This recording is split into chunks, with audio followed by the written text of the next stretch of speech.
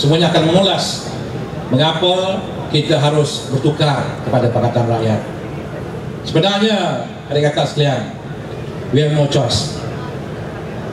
Kita di Malaysia ni sudah sampai ke peringkat breaking point. Kita tak boleh biarkan suasana yang ada dalam negara ini terus diolah oleh pemimpin UMNO Barisan Nasional yang ternyata tidak mempunyai maruah dan tidak mempunyai kedudukan moral untuk terus memerintah di negara ini.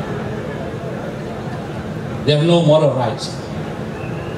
Terutamanya Perdana Menteri kita, Datuk Seri Najib Tun Razak ni, tuan-tuan, kata bahasa Inggerisnya, he is so vain.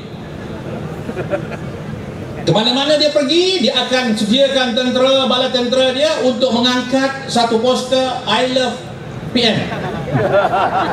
Ada ke? I love PM. Sangat terdesak, so self-centric. Kita di Malaysia ni, saudara sekalian, kita bukan mengadakan pemilihan ataupun pilihan raya memilih presiden di mana seluruh negara akan mengundi untuk seorang tu. Kita nak mengundi ahli-ahli parlimen kita, adun-adun kita. Tetapi Najib ke mana-mana mempamerkan, macam Obama buatlah ya, I love Obama ke I want Obama, whatever. Dia pun I love PM. Geli. Ticklish. Nak kata childish, dia orang tua. Tetapi apa isyarat yang dia nak sampaikan kepada rakyat ialah lain-lain menteri, lain pemimpin UMNO, lain pemimpin PN, hopeless, tak boleh diharap. Dia seorang saja yang boleh lead the country. That is the issue. Dan dengan rating dia yang dikatakan 64-65%, saudara sekalian, pada dia, he is the only person yang boleh salvage, yang boleh menyelamatkan UMNO Barisan Nasional. Sebab itu, tuan-tuan, kalau ke mana-mana dia pergi hari ini, apa juga yang dia buat, dia sahaja ke depan, dia sahaja difokuskan. Menteri-menteri lain mana dia dengar, tuan-tuan?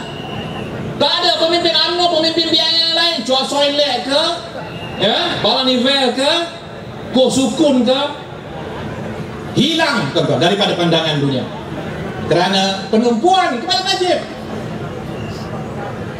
Walaupun, tuan-tuan, kita tahu pada diri dia ini, pada body dia ni, tuan-tuan, dia seseorang yang tak boleh dipertahankan lagi.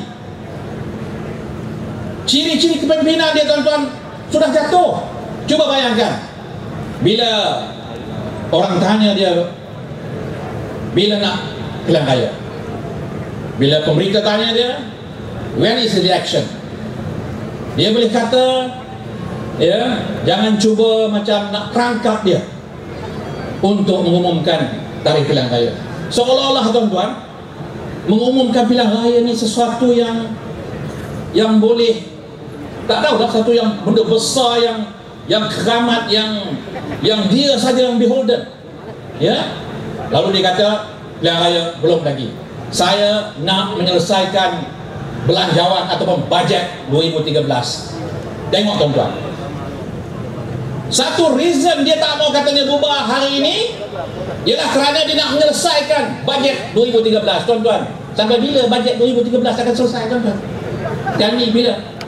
Ujung tahun 2013 baru selesai bajet 2013. Tak gila ke? Ya?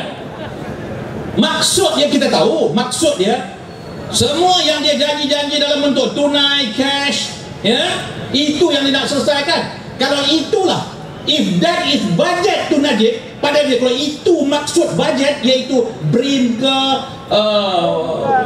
voucher ke, apa namanya, rebate ke, kalau itulah maksud dia budget for the whole country, dan kita ada seorang Perdana Menteri, tuan-tuan, yang sangat-sangat tidak bertanggungjawab. Dia fikirkan itu saja untuk mendapatkan mileage, nak menyelesaikan RM500, RM250, RM200 dan sebagainya. To him, that is the core of the budget. Sedangkan tuan-tuan, kita bercakap mengenai budget ini seperti yang kita bentangkan dalam budget Pakatan Rakyat ialah bagaimana kita nak menyusun struktur ekonomi kita supaya pendapatan, supaya peluang pekerjaan, supaya investment masuk. Bukannya bercakap hanya mengenai pemberian. Itu pun one off. Lepas itu dia kata kalau menang Barisan Nasional lagi, kita akan bagi mungkin bagi lagi tahun depan, dan mungkin 1,000.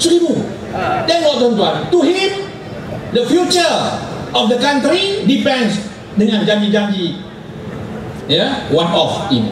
Macam mana tuan-tuan kita nak mengendalikan negara macam ni kalau kita punya seorang Perdana Menteri yang pemikirannya begitu tersangat menumpu kepada membina populariti pribadi melalui pemberian-pemberian yang boleh menaikkan nama dia. Akhirnya tuan-tuan, saya tak mau sebut rasuah tu, akhirnya berebut siapa nak bagi. UMNO tak mau bagi, MCA marah kepada UMNO kerana UMNO saja kontrol. Ini tak ada lain tuan-tuan, mencari populariti, dengan harapan pemberian 500 ini akan menguasai pemikiran rakyat kita. Kajian yang terbaru yang kita dengar ini tuan-tuan, you can go through, dalam internet pun dah keluar, bahawa 85 hingga 90% atau 85 hingga 89% pengundi di Malaysia, dia orang sudah made up their mind. No amount of bring ataupun free dikepung tu can change their decision. Jadi tak apa, bagilah. Dia boleh bagi, mungkin kalau nak deal lagi, bagilah another one off ke, buat apa benda. Tetapi hakikatnya kajian menunjukkan bahawa hampir 90% daripada pengundi kita sudah membuat keputusan. Jadi kita tak berapa risau tuan-tuan, kepada pemberian ini yang mungkin dikatakan boleh mengubah pendirian pengundi.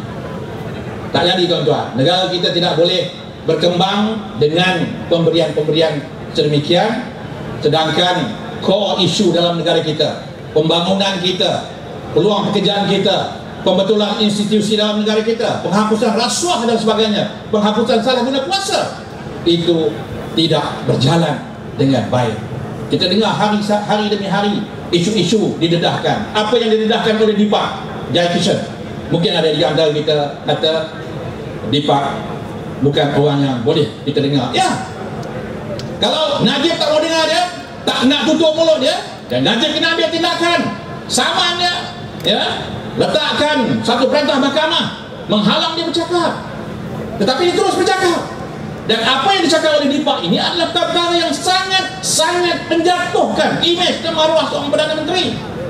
Dia tak rasa malu ke?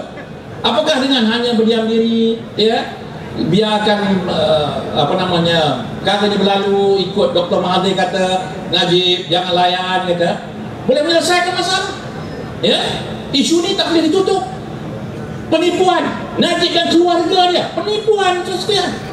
The family of the Prime Minister menipu dalam urusan-urusan hartanah. Ini bukan main-main sekalian. Dia nak jadi Perdana Menteri, dia sudah jadi Perdana Menteri dengan status moral yang sedemikian. Kita tak dapat menerima seorang Perdana Menteri yang sebegitu desperate. Hari semalam diumumkan oleh Ahmad Maslan, Timbalan Menteri di JPM, dia kata Perdana Menteri Datuk Seri Najib mengarahkan tayangan satu filem tuan-tuan, bukannya gambar demonstrasi kita ambil itu betul-betul real punya, macam yang berlaku di Hancang College tuan-tuan, itu betul, itu real, itu bukan lakonan.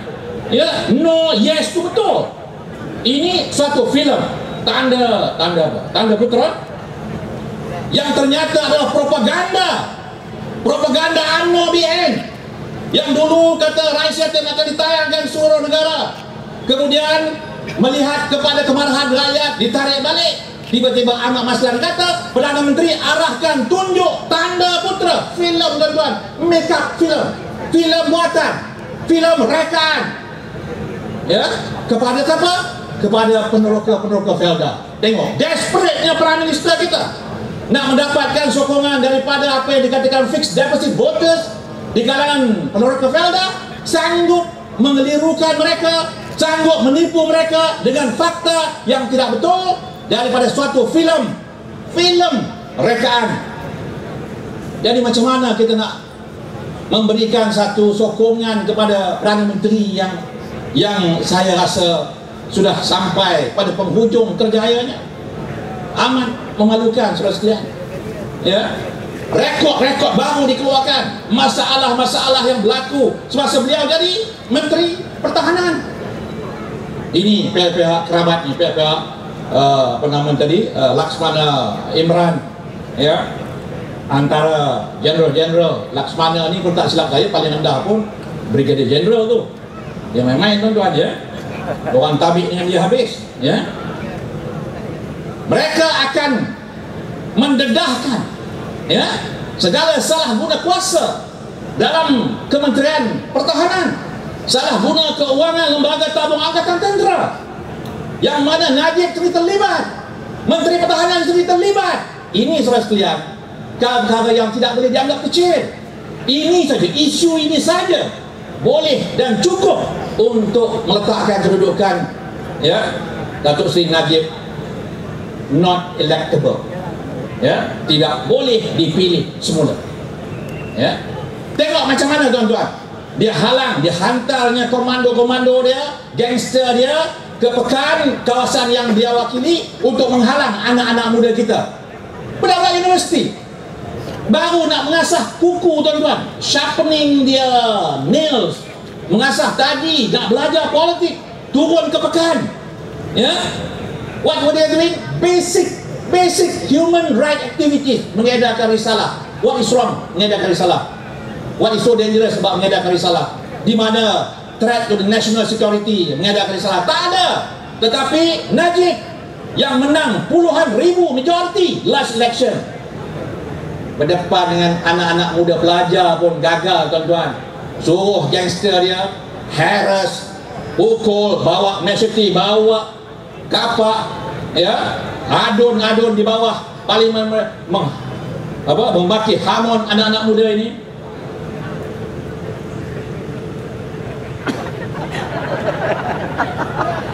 Baik dia kali besar, ya, tidak cashback.